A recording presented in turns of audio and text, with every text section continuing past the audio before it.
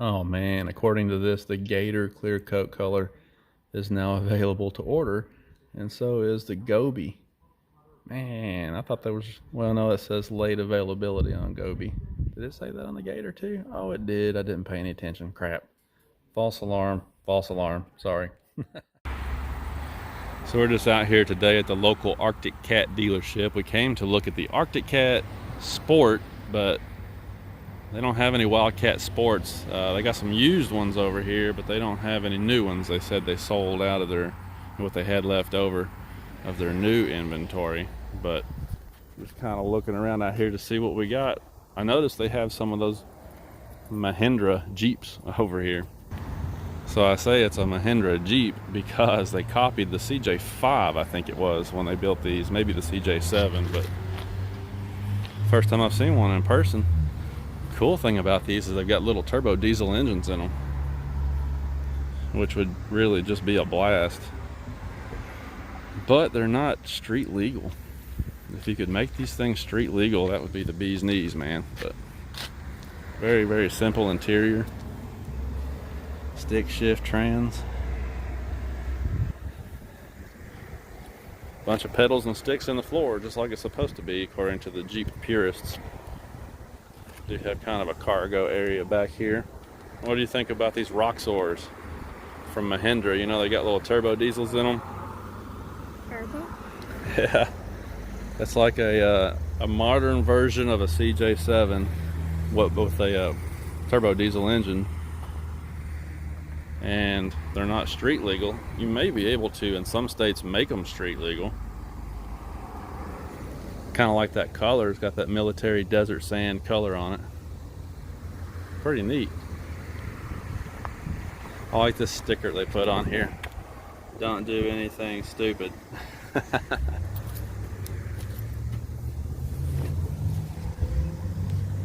seat doesn't feel too bad, actually. Feels pretty good.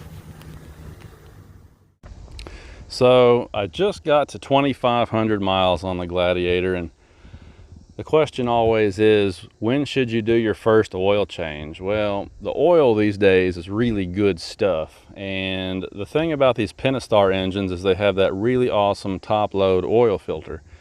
So in theory, the filter is going to catch, you know, if you've got any big shavings or particles, you know, particulates floating around in the oil from the break-in process, the filter should catch that. I mean, that's its job, right? So it's easy enough to just pop this cover off and replace that oil filter. So what I like to do is I do 5,000 mile oil changes. Sometimes I'll go 6 or 7, but I try to do about 5,000 miles between oil changes, just for peace of mind. But at 2,500 miles, I'll go ahead and change that oil filter out. The Mopar part number is a MO-349. They're about 10 bucks, and they come with a new oil O-ring to seal that cap off with. You're going to need a 15/16 socket and probably a long extension too, so you can get down in there. It's not hard to do, but a long extension gets you up above the engine cover and the alternator and just gives you room to turn it. So you can put your socket on there and take that out. When you pull this out, you're going to want to go slow and let the oil drain off of the filter, and then you can take it on out, swap your filter out, put it back in. On the cap here, it says to tighten it down to 22 Newton meters, which works out to somewhere around 16 foot-pounds. So it's important to use a torque wrench on this because you can break these. These oil filter housings are plastic, and these things have been notorious in the past for cracking and leaking, and then you get oil running all over the front of your engine. So when you put these back on, make sure you torque them to spec. Don't hand tighten it and try to crank it down. Use a torque wrench on it. Like I said, 16, I did mine to 18. Somewhere around 16, 17, 18 pound-feet. That's all you want on here. So like I said, it's easy enough to swap out that filter at 2,500 just to give you a little peace of mind, and then you can go on to 5,000 and do a full oil and filter change at that point. That's what I do, and it seems to work great for me. And while I'm under here, of course, I'll check all my other fluids. The coolant, usually when we get new Jeeps, the wife and I both, it seems like that the coolant's always a little low from the factory. This one's right on the money. Brake fluid looks good. I haven't used much windshield wiper fluid yet. I'm pretty easy on that stuff. My wife goes through it like crazy, but I'm pretty easy on it.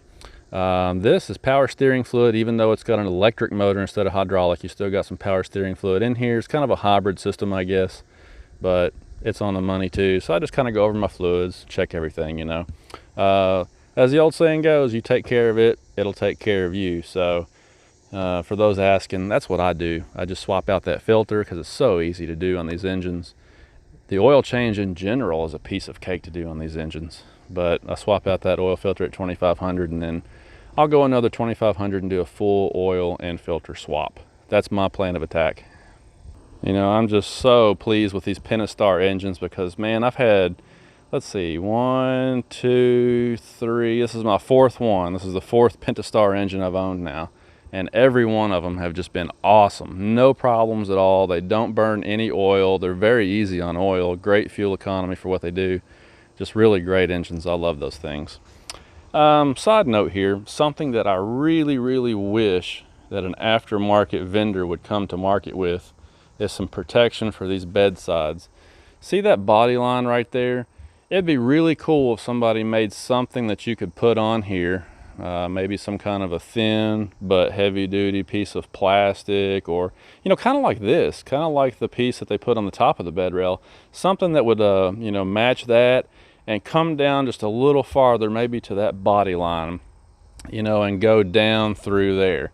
That would be fantastic. And the reason why is because when you're trying to load stuff up in the truck, especially if you've got shorter people like your kids or your wife helping you, it's very easy to hit this right here. You know, on 4th of July night, we were loading up. You can see that dent right there. See that dent? There it is right there. We were loading up some plywood, some small 2-foot by 2-foot sections of plywood. My son, you know, we were using that to shoot our fireworks off of. My son said, hey, I'll grab one, and I don't mind him helping me out. But he couldn't quite lift it up over the rail, and the corner of it just barely hit that. I saw it happen. He didn't hit it hard, but it left a dent right there. This sheet metal is really thin stuff. And I've seen guys, you know, that work for these aftermarket companies building like big racks and stuff. So people are going to be hanging fuel cans and kayaks and all kinds of things off their overlanding racks. And I'm telling you right now, you're going to beat the crap out of your bedsides. These things are really thin. They dent really easily. So if there's any aftermarket companies out there listening, hint, this would be an awesome product idea. Make something that we could apply, you know, maybe like 3 inches or 4 inches right through here. And that would give some extra protection for this sheet metal right here. It wouldn't have to go all the way down, but just something right here to kind of extend that protection right along that body line. That would be an awesome product idea. So if you've got a really keen eye the last couple of videos, you probably noticed that my cube lights are gone. So what I did was, after running these things for a while, I really liked that diffused pattern because it did light up a huge area, but it didn't really shoot out as far as I thought it was going to while driving. And you know, if you do the research, they'll tell you that those particular beams are not really intended for driving, but I assumed that going slow out here on these rural roads, it would be fine. Turns out it wasn't. So I sent those back to Rigid, and they're going to take those diffused lenses out and just put regular lenses in there for me, and that'll basically convert those lights over to a flood pattern. Instead of a flood diffused pattern, it'll just convert them over to a flood pattern. So that's where those went to. They should be back in the mail on the way to me pretty soon, and we'll get them put back on. And once I get them on there, I'll show you what the flood pattern looks like. You know, I've got a video that shows the flood diffused already, so I'll show you what the regular flood pattern looks like. It should be much better for me, and I'm expecting it to be pretty awesome. So that's the skippy on those. They just, you know, I don't know, it took like a week to get out there. Those guys are out in like Arizona or something, and it took a whole week for them to get there, and then I don't know how long it takes them to convert them. And then of course it'll be a week getting them back, so a few weeks without them. But obviously I kept all my hardware and stuff here, so I'm ready to put them back on whenever they show up, any day now. No big deal. It's still summertime. I'm not out after dark much, but this fall is when those things will really be handy. So I think what I'm going to do the rest of the night is take the Gladiator up to the hardware store. You remember my little AC drain issue from yesterday. I've got an idea here. I'm going to run a 45 and a 90 there, and basically extend my drain pipe on out to the corner of the house, so this part of my yard doesn't stay soaking wet all the time, and my AC unit won't be sinking in the ground this winter. So I think I'm going to work on that the rest of the night. Not a big heavy load by any means, but Gladiator gets to do a little job at the hardware store. Hey guys, thanks for watching. We'll be back later on with some more cool Jeep stuff. You guys take care.